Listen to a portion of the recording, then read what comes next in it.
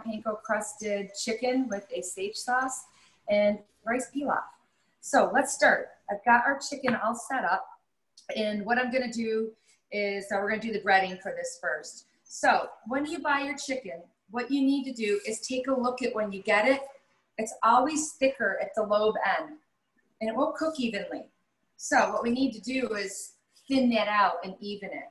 I have a mallet. If you do not have a mallet, you can certainly use just a saute pan from your house, and you can hit it this way. They both work just as well. If you don't have a mallet, go into your drawer or your cabinet and grab a saute pan. So I'm just flattening this, and I'm using something smooth, and I'm just flattening out the thick part of the lobe.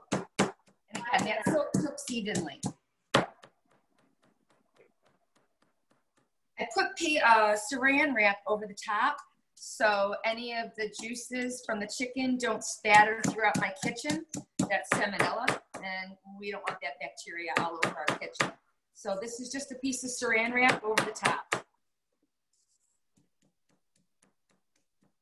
right, it's even, it's flat now. The lobe is not thicker on one side or the other, and that's what we're looking for. The next thing we're gonna do is get our breading set up. So we've got flour, a little bit of egg, my panko breadcrumb. Panko is a traditional Japanese style breadcrumb. It's really crispy. I'm adding in salt, pepper, shredded Parmesan cheese, and a little bit of parsley. Panko doesn't have a lot of flavor, so it needs help. We need to give it some flavor, but it's gonna have a great crisp to it. The next thing we're gonna do is let's season our chicken. We got a little bit of salt, and let's put on a little bit of pepper.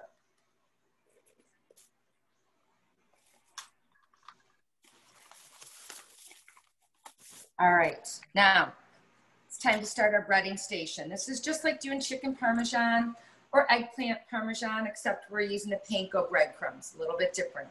Flour, and we're gonna go over to our egg. And the trick here is one hand dry, one hand wet. So you can use your hand to flip this, or I've got a fork, so I don't end up with all the breadcrumbs sticking to the end of my fingers. Let's turn that over, there we go. Here we go. And now I'm gonna take my dry hand, I'm just gonna help by patting it on the top of the chicken breast. You can see all the parsley, you can see the cheese in there. Here's our next one. These chicken breasts are huge. I can't imagine how large the chickens are that these came from. I think one of these chicken breasts would probably feed about 2 people. So just thought I'd point that out if you're looking at them and thinking they look really big. They are.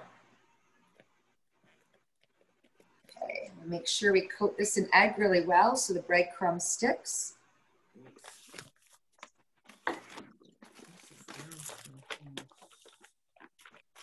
And let's see here. There we go. Get that breadcrumb right on the top, and I'm patting it down so it stays on. Just a little bit. Okay. Put his back in there. All coated.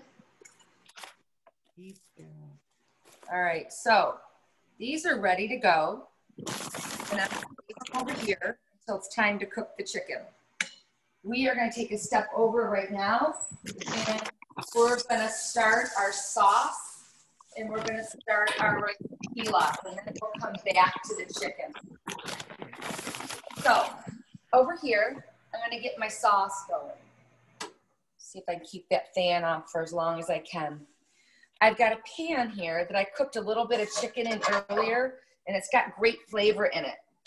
So I want to use that pan because it's got really good flavor in it. And it's going to add to the taste of our sauce. So for our sauce, we have chicken stock. We've got a little heavy cream. The recipe calls for white wine. if you do not have white wine or you choose not to do it, you can always use cooking wine, which you can find in the grocery store. It's typically near the oils and the vinegars. Just a white cooking wine, no problem, that will work for you. First thing that we're gonna do is grab our onions or shallots, depending on what you're using, and we're gonna saute those a little bit. I want to have you take a look at how I've got all my ingredients set up over here. If you can see, I have everything measured out and it's ready to go. The best thing that you can do when you're cooking is, in chef's world, it's called your mise en place, which means everything in its place. So the best thing you can do is get everything ready to go. So when you're cooking, if the recipe's poorly written, you don't find yourself in a little situation where you don't have everything. So mise en place means everything in its place. That's what I did. I actually got all this together yesterday, so I'd be ready for tonight. But the point is to get everything, and also make sure you take the time to read through your recipes so you know what to expect before you actually start cooking. A lot of people don't do that. All right, so here I've got my pan, and remember I cooked a little bit of chicken in this earlier today, so it's got a little bit of seasoning already in there, which is what we want from the chicken I cooked earlier for my demo today. The more flavor we can gather when we're cooking through our recipes, the better our dishes are gonna take. Okay, we're gonna let that cook off just a little bit. And the recipe called for either shallots or Vidalia onion, either one, no problem. My onions have gone from white. You can tell that they're cooking. This is good. I'm gonna go right here to the next step. And the next step is to put in my liquid, and we're gonna let it reduce. So this right here is my chicken stock. I'll put that in. And then I'm gonna put in I'm using wine, but you can certainly use cooking wine, no problem. It's about a cup of each. If you wanna use some for the sauce on top of your rice, you can always double your sauce and make a little bit more, which is what I did, because I know we're gonna wanna put some on the rice. And then this is a cup of the heavy cream. Oh my God. Oh my God, I heard that. It's gonna be delicious, isn't it? Heard me. All right, so right now we've got our chicken stock, our cooking wine or wine, and we've got our heavy cream in here. And this just needs to set and reduce. So when a recipe says reduce, it means evaporate. And it'll tell you reduce by half, reduce by 1/4. This recipe is gonna reduce by about 1/2. And it's gonna take a little bit, but that's what we need for all the awesome flavor to come out of this. So the liquid's gonna leave, but all the flavor is gonna stay. After this is reduced a little bit, we're gonna add in our sage, and we're gonna add in a little bit of cayenne pepper just for a little bit of flavor. If you really don't like heat, put a tiny pinch in. If you are afraid of the heat and the cayenne pepper, omit it. You don't have to put it in, all right? So we're gonna leave this for a little bit, but we'll come back to it. What I'd like to do right now is to start our rice pilaf. We're gonna start it on our stove top, and then we're gonna finish it in the oven, all right? So the first step in our rice pilaf is I've got my pan on, my pot, and I'm gonna let this heat up just a little bit. I got it on about medium. And then I'm gonna add in my butter, and I'm going to saute I have onions and I have carrots. You might have red pepper, you might have celery. I gave you the option on the recipe because it allowed you to use whatever you had in your pantry. Now let's talk about this. While the butter melts, let's talk about this onion and this celery. Onion, when it cooks, it becomes sweet. You're gonna see onion in most recipes because it becomes sweet when it cooks. Carrot, the same thing. If I were making soup, I'd have onion, carrot, and celery. Celery adds a little bit of bitter, so it evens the flavors out. All right, I'm gonna coat my carrot and my onion in a little bit of my fat, and I'm just gonna saute it a little bit. Let the vegetables soften, and then we'll go on to the next step. All right, what questions do we have here right now? Anyone? How many burners do you have on that stove? I have quite a few, because you never know when you're gonna need them. There's actually 5, and yeah, there's 5 here. And what I did neglected to share with you earlier is I teach culinary arts at Monroe-on-Boces to high school juniors and seniors, and my husband is also a chef. So we love to cook. This is what we do at our house. Yeah, this is what we do. I have a question. Sure. Let me one moment. I want to let you know. I'm also putting my rice in to toast that a little bit now as well. Now go ahead with your question. Can you finish the pilaf on the stove, or do you have to? You can finish it on the stove. You're going to bring it to a simmer and then reduce it to, you're going to bring it to a boil and then reduce it to a simmer and let it sit until all the liquids absorb. You can do either one. Okay.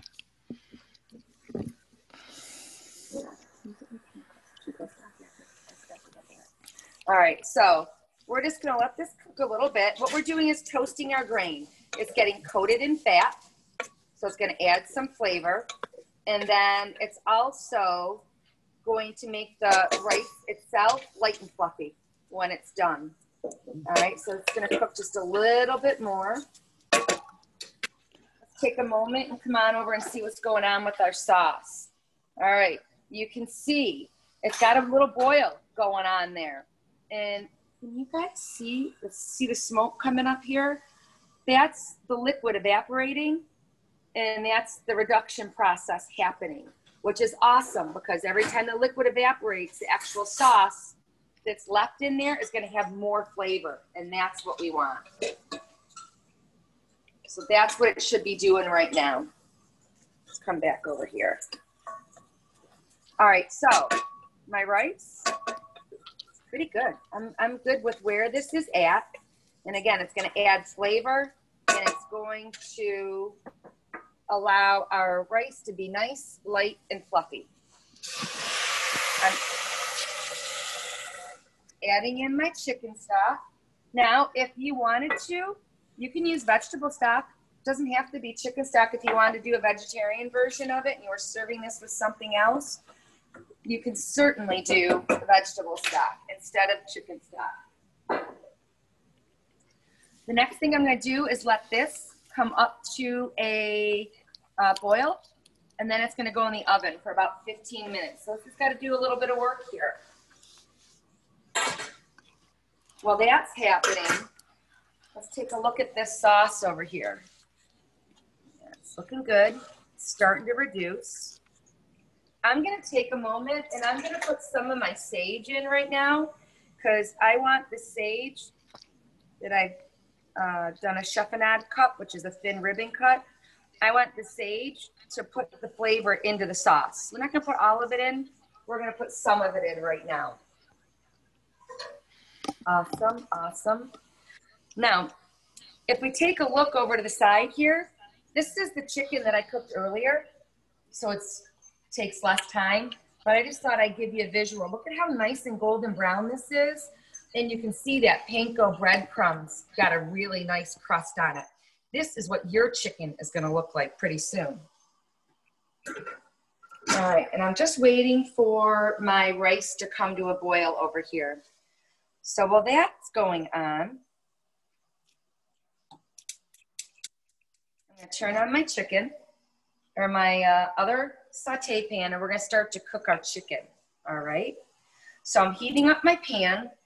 When we cook our chicken, we are just going to set the breadcrumb. That means get them nice and golden brown, and then we're going to put them in the oven to finish baking. When we cook chicken, chicken needs to be cooked to 165 degrees. If you cook any lower than that, you run the opportunity or the possibility of getting someone really ill. We don't want to do that. So hopefully you've got a thermometer, and we'll talk about that in just a little bit. Back over here to my pan. I'm letting it heat up. It's on a medium-high heat. And the next thing I'm gonna do when it's hot, because it's gotta be hot before we start cooking, is to make sure that there's enough heat in the pan, and then we're gonna put our oil in, and then we'll start to cook our chicken. If our pan is not hot before we put our oil in, two things. Whatever meat we're cooking is gonna stick to the pan, and you don't want that because it's not gonna visually look good, and it might alter the flavor. We also need to heat up the pan, and then we need to heat up the oil as well.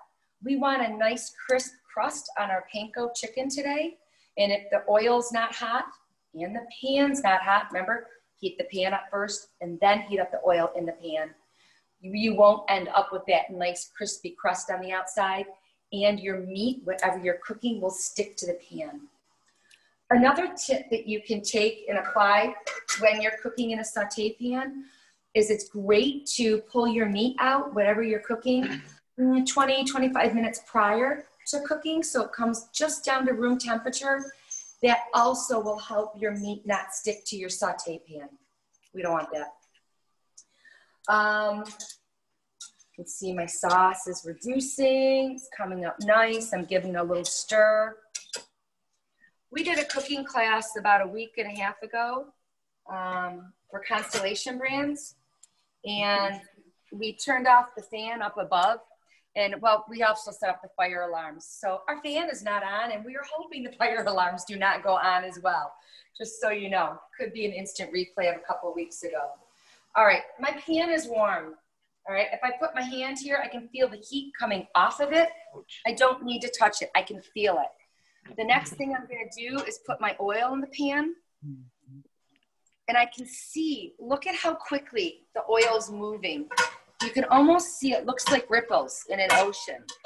It's also starting to smoke a little bit, so that tells me I'm gonna turn my heat down just a little bit. You can see the smoke coming up right here.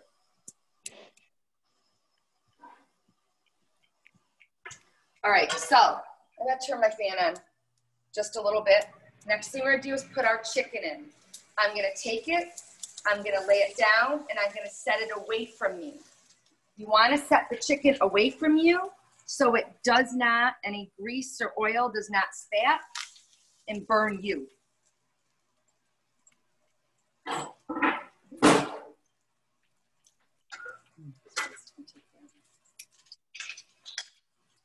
Now remember, we're only browning our chicken here. We're not cooking it all the way.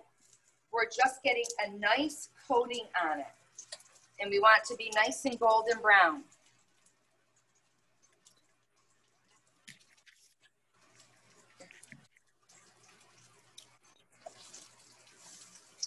This is a great option. Let's say you're cooking dinner for some friends. I can cook my chicken to this point right here. Earlier in the day, I can keep it in the refrigerator. And then when my friends come over while I'm making my sauce and my rice pilaf, I can pop this right in the oven and finish cooking it. And it doesn't really take me that much time. I should finish this on here. All right, so then again, this is called setting your breadcrumb. Now remember, earlier I said we're using panko breadcrumbs, and I said they were really crispy, traditional Japanese style, not too much flavor, so we put some seasoning in it. The other thing with these is since they're so crispy, they're gonna use a little more oil. So if you see your pan starting to either burn or get dark, just add a little more oil to your pan. And that's because the breadcrumbs are gonna soak it up, but that's also what helps make it crispy. See this brown on the bottom right here? It's just starting to get a little darker brown versus the golden brown. That tells me that I need a little more oil, just so you guys know.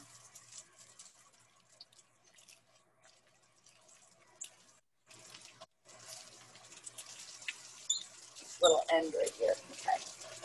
I think we're just about ready. Yeah, we're gonna put these on our sheet tray. and they are going to go right in the oven, and we're going to cook them to 165 degrees. These are ready to go right here. All right, I'm going to pop them in the oven. The oven's on 350 degrees. You're going to set a timer depending on the thickness of your chicken.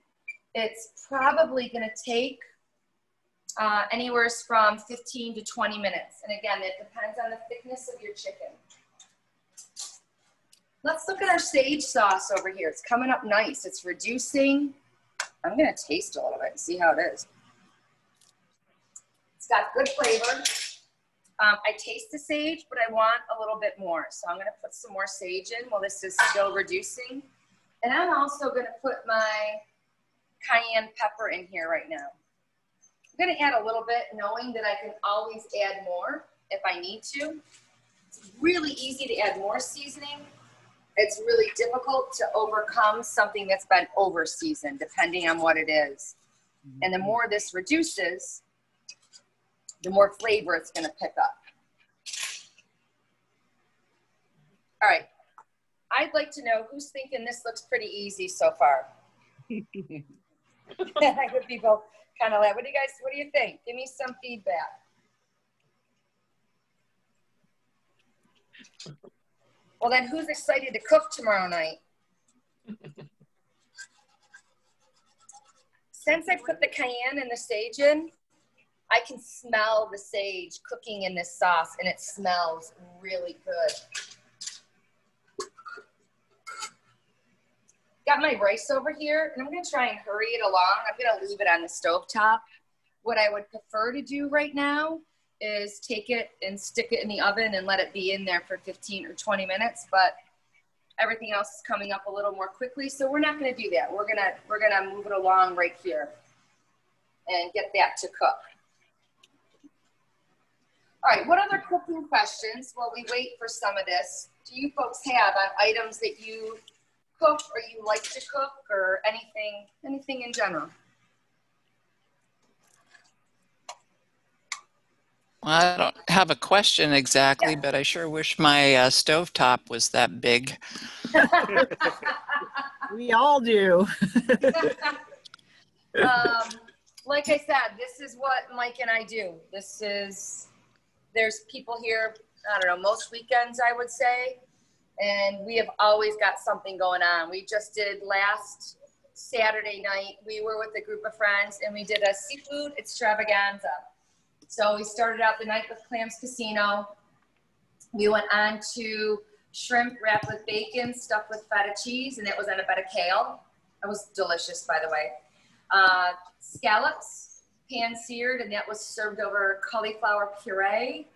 We had a seafood chowder, mussels, and Mike, help me out. Did I forget something? Oh, lobsters on the grill. Oh, yeah, totally good. We had lobsters on the grill. So a lot of wine, too.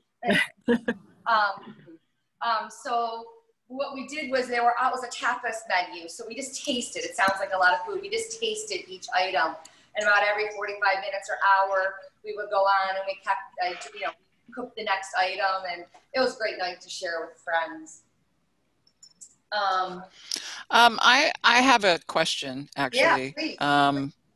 And if I missed it at the beginning, I apologize. I was having trouble getting my video to work. But what's the purpose of dredging the chicken in flour first? And can you omit that step?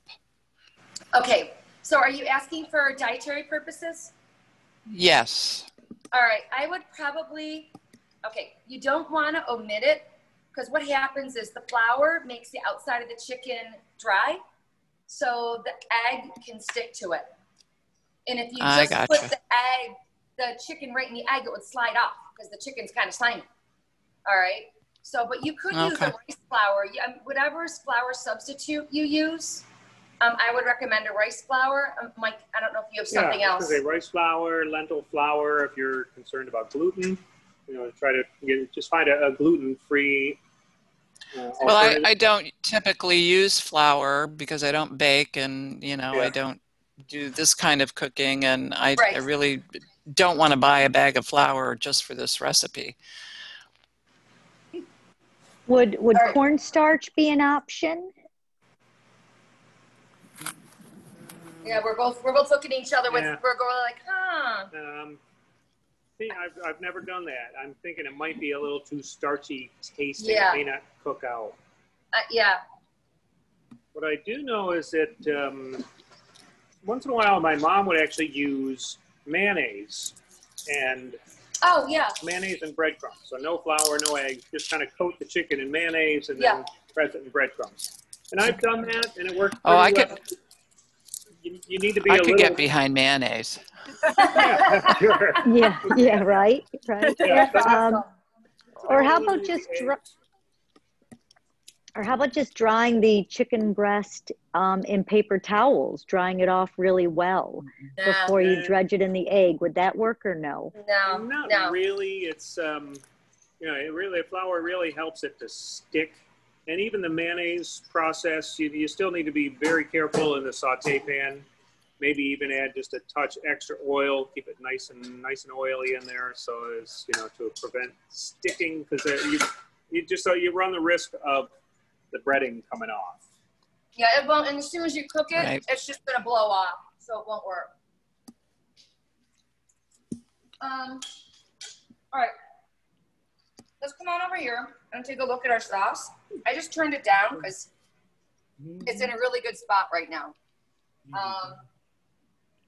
You can see, look, it's reduced by about half. The consistency of this is nice. This isn't a really thick sauce. It's a looser sauce, but it is coating the back of this spoon. And I'm gonna leave it just like this on low until my rice comes up a little bit more. And then we're gonna finish it. We're gonna finish it with just a little bit of butter. And what the butter's gonna do, yeah, I know. But nobody said healthy when they asked for items to cook tonight. You can forego the butter if you want. I love butter. Oh, excellent. Okay. So if you choose to forego the butter, you certainly can. But what it does is it's gonna give the sauce a really nice sheen when we get to it. And then the butter also, once it gets in your mouth, has amazing finishing flavor on your mouth, because the fat and the butter kind of go inside your mouth and it coats the inside of your mouth, and it just makes a great deeper flavor. I'm like, I don't know if you want to add on to that or not. No, that's good. It's a very classical preparation using the heavy cream. So, again, sorry about the not so healthy aspect of it. I would use heavy cream and not milk. Don't get any ideas about using milk in order to cut your calories. Because you cannot reduce the milk; it'll just curdle as it boils. That's why we use heavy cream, and you can really kind of get it nice and thick and reduced. And the butter is just going to be a nice classical French preparation. And again, you could omit the butter if you really want to. So you're saying you can't substitute milk for the heavy cream? No. Don't use milk here. Do that. Okay. You cannot boil it and reduce it. It'll curdle. Don't get tricky. Don't get tricky there. Stick with the I was thinking 1% milk. Yep. Stay with the recipe with this one. Yeah. I'm just waiting for my rice to come up, and it's taking a little bit longer. But see what's in the pan. You can see what's in here, and like I said, I'm trying to push this along so I can get ready to kind of plate this for you guys. Push close. This still needs to go a little bit further. So let's take a look at our chicken that's in the oven. We're going to take a step behind us. I've had it in for about 12 minutes. So I'm going to take this is a great time to take a look at our thermometers. All right, this is a digital thermometer. You can get it, Wegmans has them, Tops has them. I recommend this one. It's digital, it's easier to read. And what I'm going to do is I'm going to take this and I'm going to slide it in sideways. This is not okay. All right, you're not going to get a true read on this. You find the thickest part of the meat that you're temping and slide it in sideways. And then if you come over on the side, it's 145 degrees right now. I'm not sure if you can see that. So it's got to go in for a little bit longer. I took the thickest part, measured it on the side, and we're going to give it probably about 5 more minutes, but I do have some ready to go finish off with you guys. That's a really good tip, Shannon, about Thank you. Yeah, putting it in getting sideways. Never well, did that. you're full of good tips, and I appreciate that, but I've never trusted any thermometer read I've gotten, and so I think maybe that's why I just put it in the wrong place. Let's take a look at these two thermometers while we have a moment. We're just kind of waiting on our rice. So this is the one that I just used. It's digital. Can you guys see it? It reads Celsius and Fahrenheit. I have many times mistakenly clicked it onto Celsius and wondered why my chicken wasn't cooking when it looked like it was done. So I always got to remind myself to make sure it's on Fahrenheit. And then there's this one over here. This one, this can become, you need to recalibrate it, readjust it, so you get the proper read. It's not as easy for the average Joe to use. This guy is where I like to go.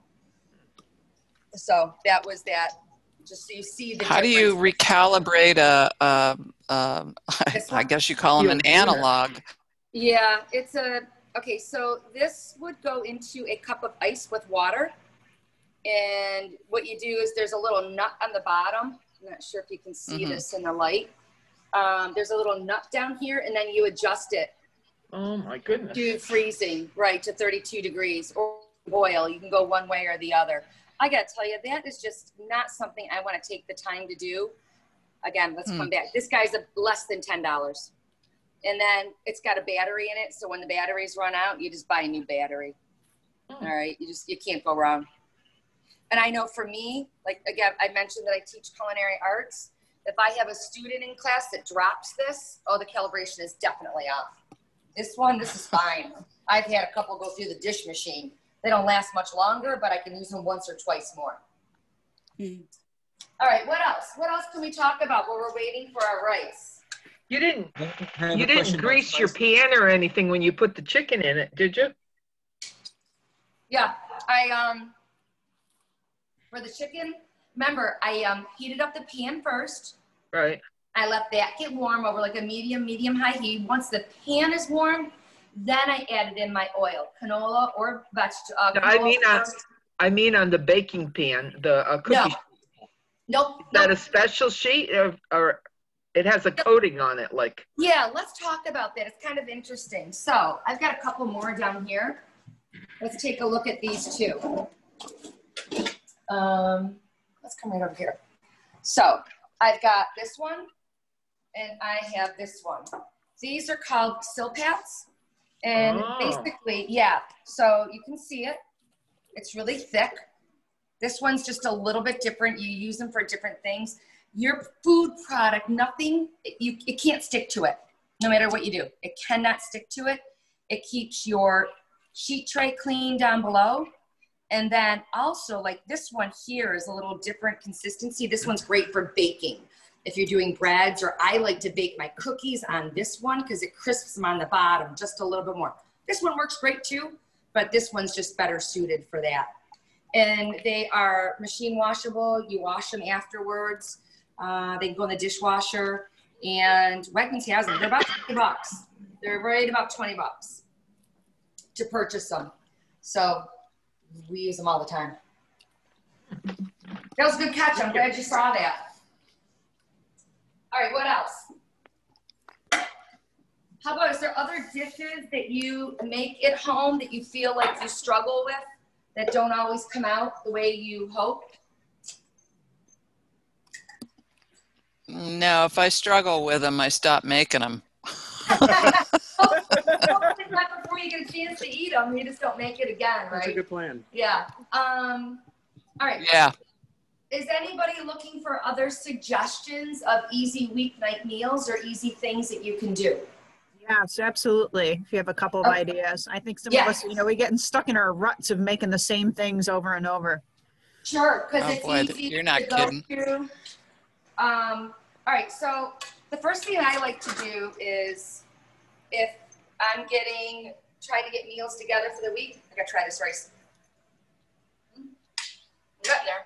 If I'm getting meals together for the week, for simplicity's sake, I can roast my own chicken, or Wegmans, Tops, BJ's, Walmart. I'll sell the rotisserie chickens. I'll buy a whole rotisserie chicken, have a meal on one of it one night, and I can do potato, veg, whatever I want to serve with it. And then the next night I can make soup out of it. And then that soup will last. So I can have it for lunch or it's ready to go for dinner. So that one chicken usually gives me about 3 or 4 meals, depending on the number of people you're serving in your home. For us, it's my husband and I, and sometimes our daughter, who's a college senior and taking classes from home this year. Another thing that I like to do at nighttime, or even for lunch, is make quesadillas. And that's great because you can use anything that's in the refrigerator. So 2 flour tortillas, you put 1 down, put the heat on medium, medium low, a little bit of butter on the bottom, put down your cheese, and then anything can go on top of it. So I could put leftover chicken, I could put leftover veg on it. I could put ham and cheese on it, and then put another one on the top, flip them over and cook them. Put anything you want in there. Mike, how about an idea or 2? I'm a go-to pasta guy. You know, it's really easy to put pasta with just about anything, whether it's sauce that you've made or pre-made sauce, vegetables with olive oil, broccoli and olive oil, a little red pepper and Parmesan cheese. You know, I put everything and anything with pasta. And that is correct. He will take a meal from the night before and cook up pasta and throw it all together. That is 100% what he does. Shannon was mentioning our seafood dinner where there was a little seafood stew left over and some pasta from a different meal. And the next day for lunch, that turned into a meal, a little seafood pasta. All right. Let's come on over and take a look at our sauce for just a moment because my rice is getting close. I'm going to kind of heat this back up again because I left it off to the side. I didn't want it to reduce anymore. So if the same thing happens to you where your sauce is kind of done, but you're waiting for your rice, just turn it off. Turn it off, let it sit for a little bit so it doesn't reduce too much. You don't just end up with a paste. Do you see that I'm going around the edge of the pan? When the sauce reduces, a lot of times there's a little bit on the edge. That's amazing flavor. Make sure you get that in. Like I always take the time to scrape it down and get it in and get that good flavor. Now, as soon as this heats up, we're gonna add in our butter. But I'm gonna take a look at our rice. Remember, I could have put this in the oven and finished it there 15, 20 minutes. I rushed it along on the stovetop. Right now you can see the majority of the liquid is gone. I want it to dry out just a little bit more. All right. I had a general question about spices. Oh.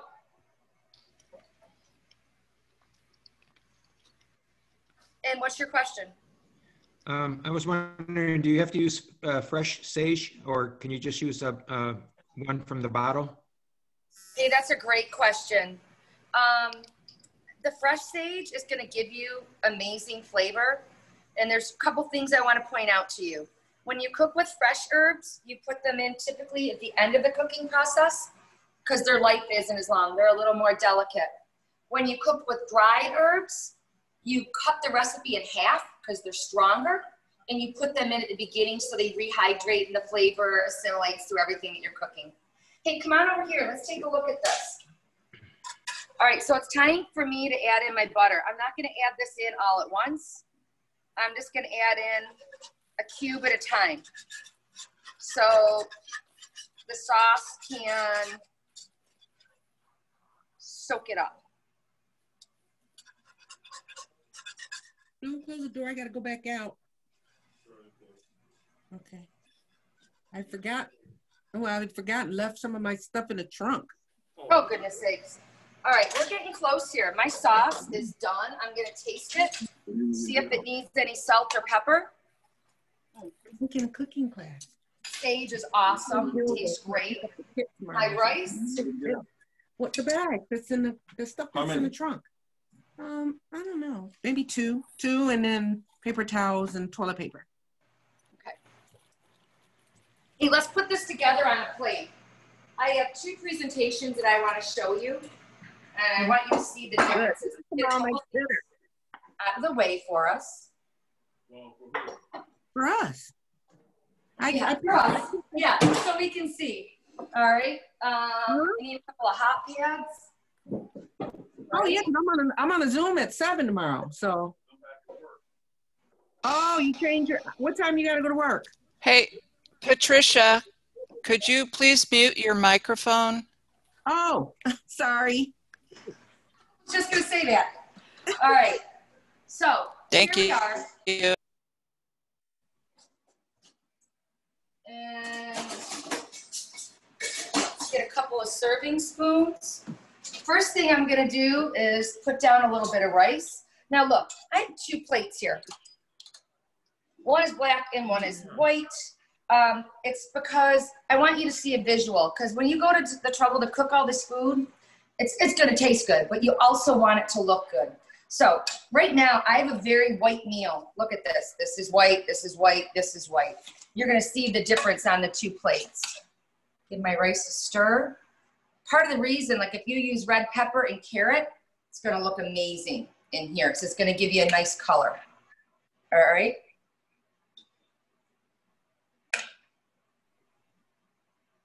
Next thing we're gonna do is take our chicken. Now remember, these chickens are huge. Mike and I could share this. This would be great if it had a little bit of broccoli, maybe asparagus. If I'm making it, I'm gonna make asparagus. My husband does not like the asparagus, more for me. And now our spoon and our sauce, all right? So, I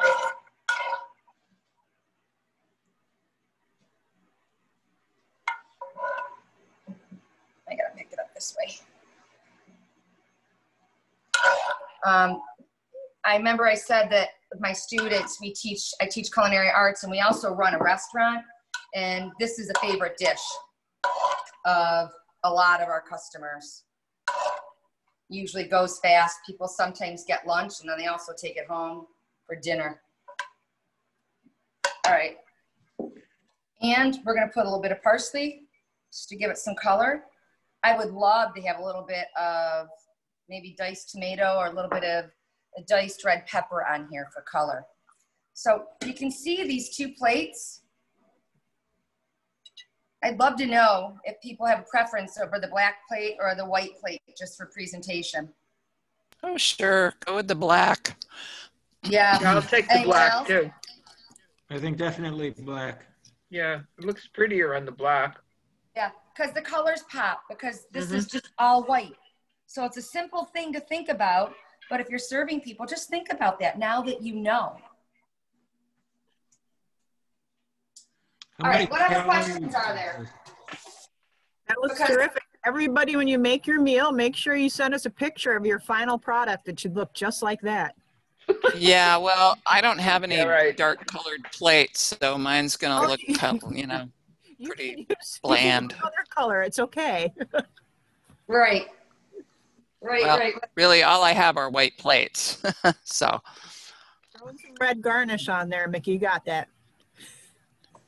Yeah, I'll figure something out. So tell us the truth, Shannon. After you've eaten your meal and, you know, the pans are all on the stove, sometimes you lick the pan, don't you? I don't think I've ever licked the pan, but I might have taken a spoon into it. But I've ever gone right up and licked the pan.